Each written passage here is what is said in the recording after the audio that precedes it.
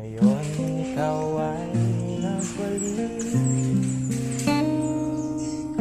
at tulad ko rin ng iyong pananabik, makita ang dating kanluran,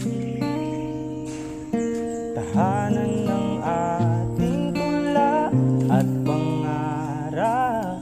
Ngayon ay naglaho na. Saan hanapin pa? Lumilipas ang panahon, kabiyak ng ating gunita, ang